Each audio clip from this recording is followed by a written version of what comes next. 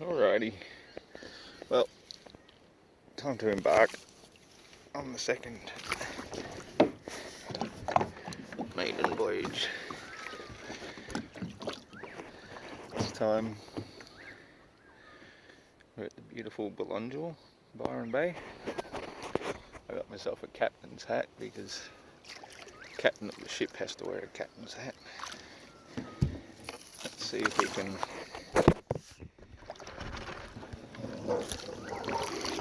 take off through the wild. Oh yeah. Oh, I do love having a boat.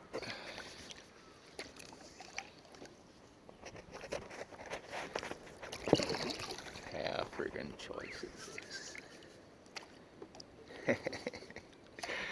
Now I need a camera holder so I can paddle. So today is the 8th of the 9th. Happy birthday, Sister Katie. I'll be seeing you at your wedding soon. Also, get a little fire happening down there. Someone's got a big fire happening over there.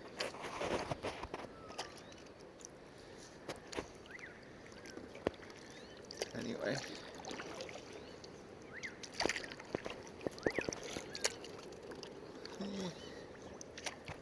I don't mind this one-handed paddling too much, but it's a bit annoying.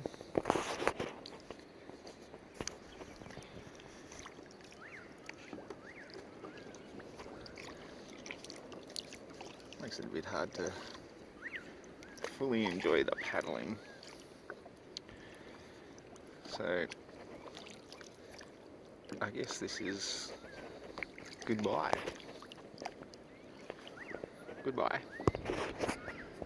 And this is hello again. But you didn't know I could time travel.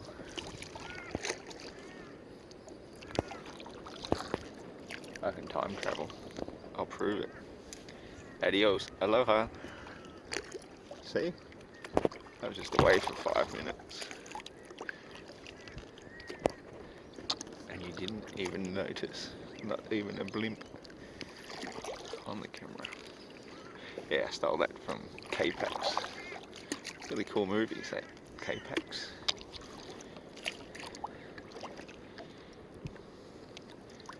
Stone the Crows. So the tide's coming in again this evening.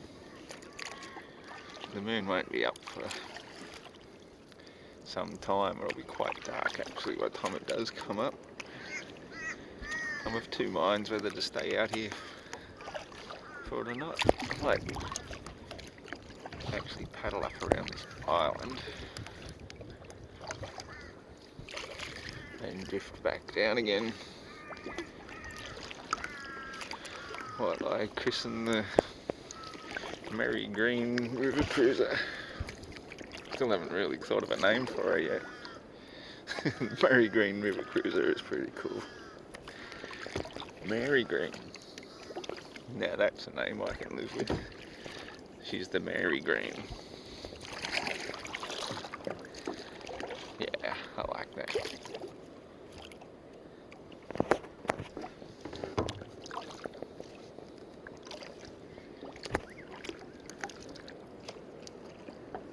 But you gotta watch out for bull sharks around here this time of day. One of them just give me a little nudge. Not. I'm so high at the moment. You still got a lot to give. We're young, high school kids where we're young, dumb and broke. Young, dumb and broke. Young, dumb and broke. Young, dumb, broke high school kids. La da da da da da da da da da da. La da da da da. Hey, day, like that, I'm so high at the moment. Oh, maybe it's not an island after all.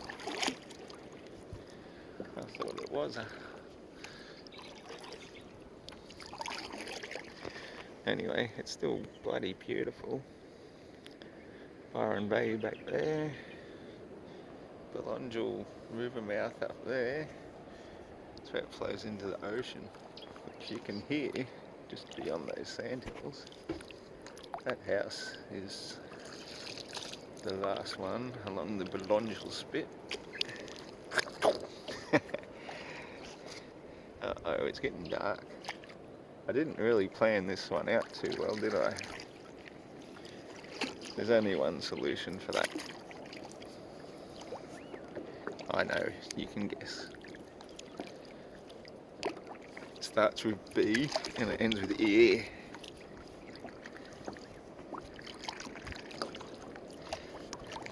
Buccaneer.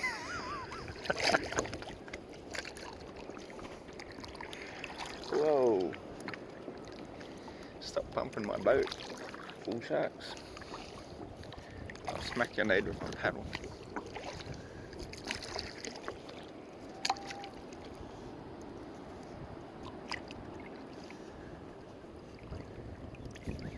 So we're going to pull into this bay over here, I think.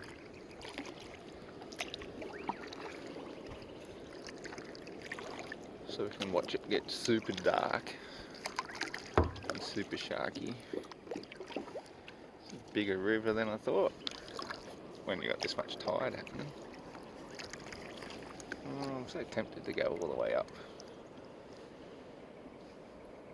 Let's follow the temptation. Be back.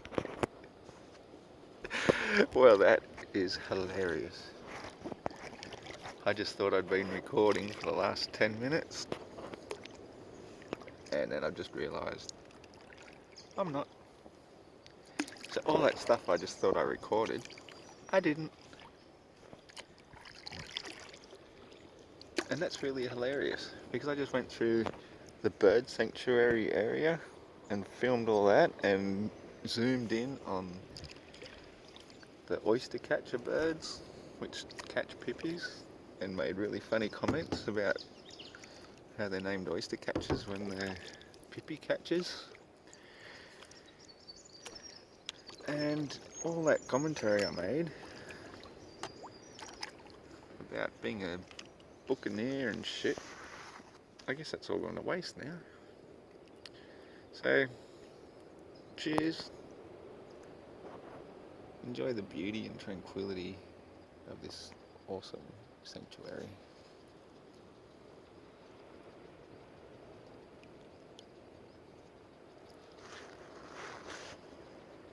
Stars will be out shortly. The moon's going to take a while, so I'm half tempted to just wait for it to come out so I can see me way home, but you can't get lost on a river, surely. Surely. Wow, the English language is surely weird. There's the shore, there's the lee, there's the bank, there's the current. We're on the currency in the Mary Green. It wants to naturally float me back upstream. It's actually not too far down here to the ocean.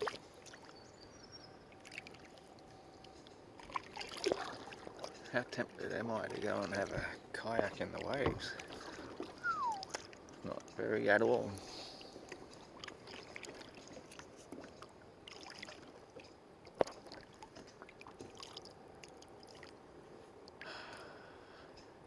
Surely.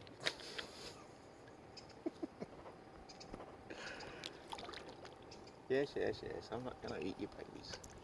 Relax. There's been tons of these little fellas washing up. I passed heaps back before. Oh, we've run aground. Ahoy, Captain. These little fellas here, they're a mangrove pod or something. Each one of those will take root and grow into a mangrove, which will eventually grow into a mangrove tree, which is what holds the shorelines together, so that the sand can gather, and that's how islands begin. Oh, island in the sun, willed to me by my father's hand. All my days I will sing in praise for early Moreau and longer days. Try not to rock the boat too much, Roscoe. You don't want to go for a swim. You didn't bring a dry pair of undies.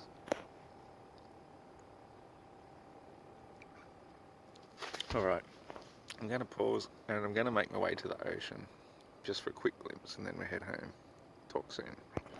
Well, actually, it was only just around the corner. I've only gone like a dozen strokes. And there we are. That's as far as I really want to get to the ocean. Really, I'm serious. As he keeps on going.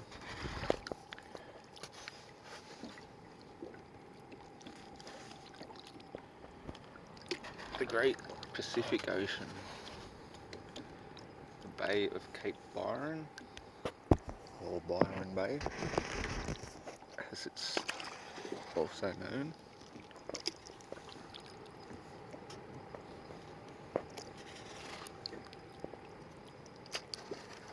The tide is really pushing against me. But the Mary Green seems to like just going with the flow. Doesn't need much of a push. It's quite shallow here, as you can probably tell by the paddle hitting on the sand. It's deeper over that side, but the current's also stronger, so I'm sticking to the shallow side. So there she is. The infinite Pacific Ocean goes on and on forever. If I zoomed in, you won't see very much because of the lack of light. But you can see Brunswick Heads. Now if you measure that out on Google Maps, hello plumber, Google Maps will show you that Brunswick Heads is about, I don't know, 15-20 k's away, and yet you can see it here at water level, even at dusk, because Earth is flat, water is level, and we're not on a spinning ball in a vacuum of space. In case you missed it before, let me just explain it again. A vacuum of space. You can do this scientific experiment in a basic high school laboratory.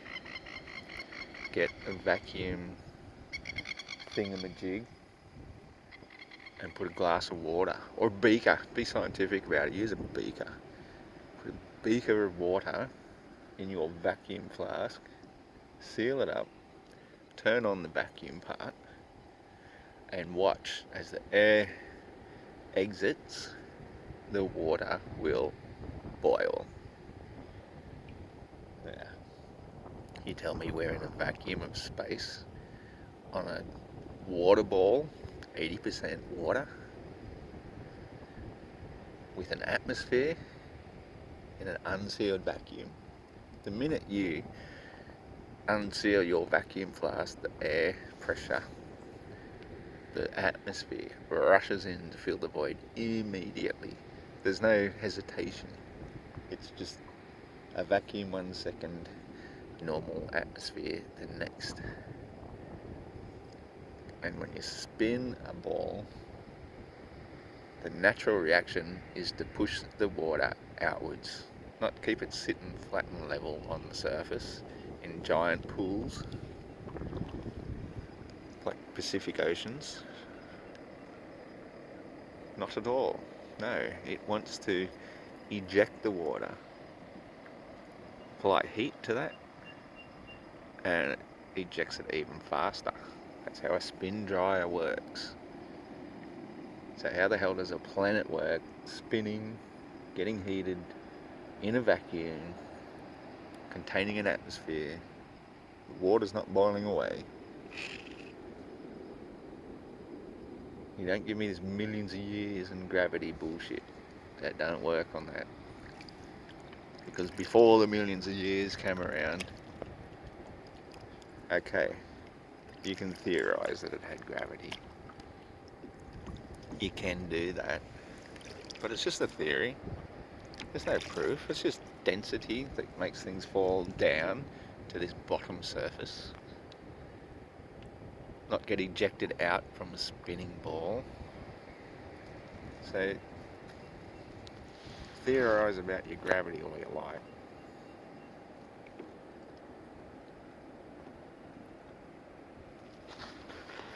Density and buoyancy keep this little green boat afloat. It's getting fucking dark. I'm scared. Not. I'm just loving it. It's beautiful. It's the worst that could happen. Just drift out to sea and end up in New Zealand or Antarctica. Might get a bit chilly down there. Even our top scientist, Neil deGrasse Tyson, talks about the Earth getting a bit chubbier below the equator, as though there's up and down in the void of space. And that it works like pizza dough. What happens to pizza dough? The more you spin it, the flatter it gets. So spinning, drying, heating, boiling, in a vacuum, no atmosphere, no water. We looked like we lived on the surface of the moon. And yet, you can see, in this darkening hour, we've got water, and it's flat, and it's level, and it's quite spectacular.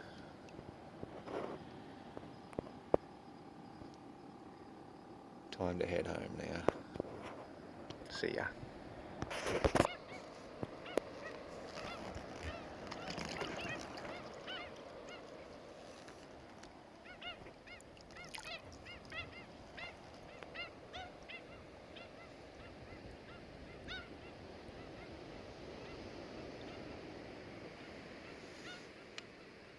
There's the first star I see tonight. Zooming in that one. Starlight, star bright. Wish I might. Had to wish. I wish tonight.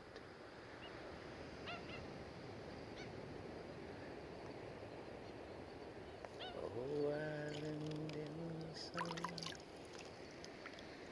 willed to me by my father's hand. All my days I will sing in praise for the glory water, the shining sun.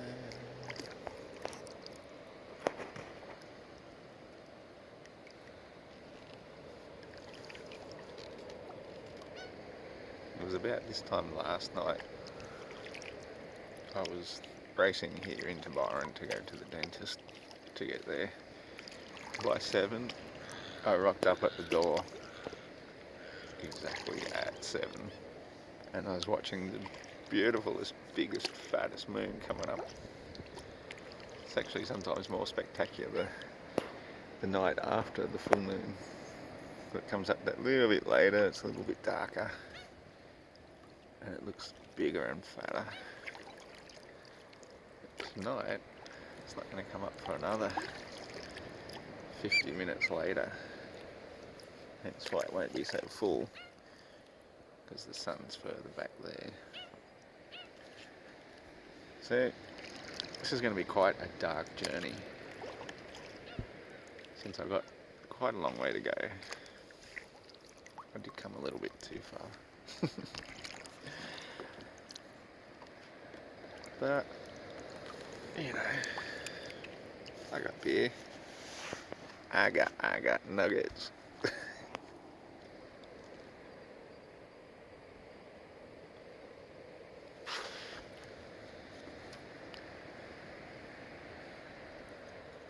tempted to do a spin, but I don't want to lose my bearings.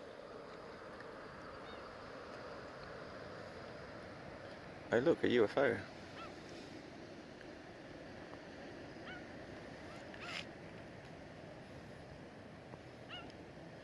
Let's see. Let's watch this UFO. See if it goes in an arc. Shit, it's getting higher.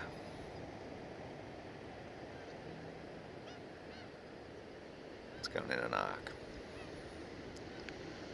But you'd expect that due to the laws of perspective.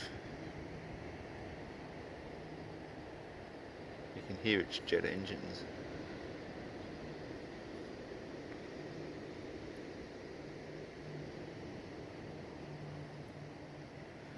See how long it takes to go from a horizon to horizon, travelling at about 500 miles per hour at a guesstimate. I don't know actually how fast it's going, but that's what she said.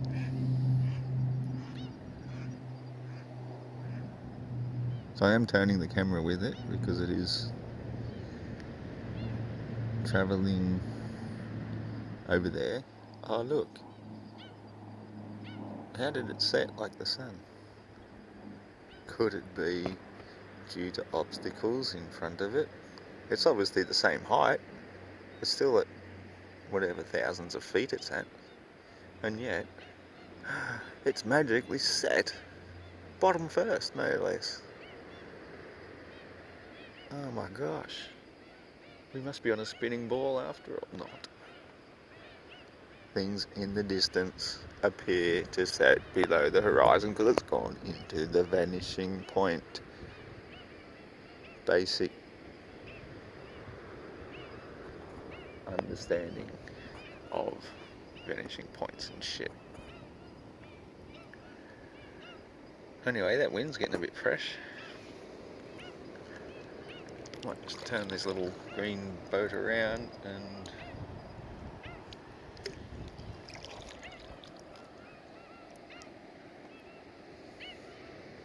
do a little bit of paddle work.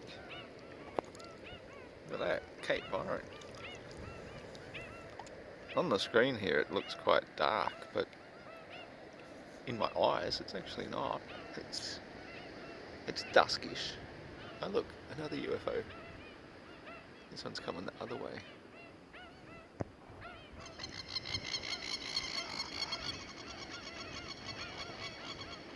Yeah, no point zooming at night. Camera don't like it. There's the Southern Cross. Same place it always is. The bright star there in the middle, that's the bottom one. The others aren't really as visible. I mean, they're visible to my eye. No problemo. That blinking UFO over there is actually an aeroplane.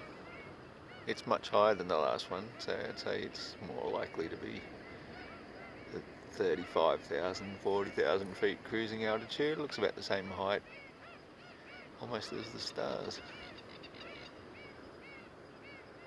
Maybe the Southern Cross will get a bit more brighter. There's some more stars over there. Southern Cross is actually still quite dim. I can just make out the bottom fourth star, the top three. well, I shouldn't say top 3, the one that you can see there quite brightly. Gotta watch out for stingrays around here. The one that's quite bright in the middle, that's the bottom of the cross.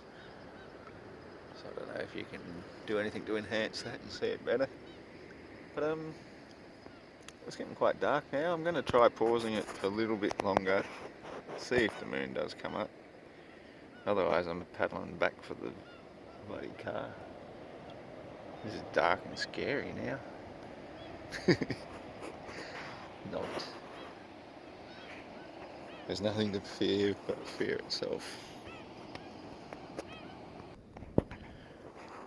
Well, I think I've come to the end of my river cruise, slightly prematurely. I thought it might get a lot darker before I reached my destination. Hopefully you can see the Southern Cross there now. Here it comes. Hello, Southern Cross. It's laying on its side. Many, many stars are now popping out. It's bloody beautiful. Gorgeous day here in Australia. Signing out. See ya.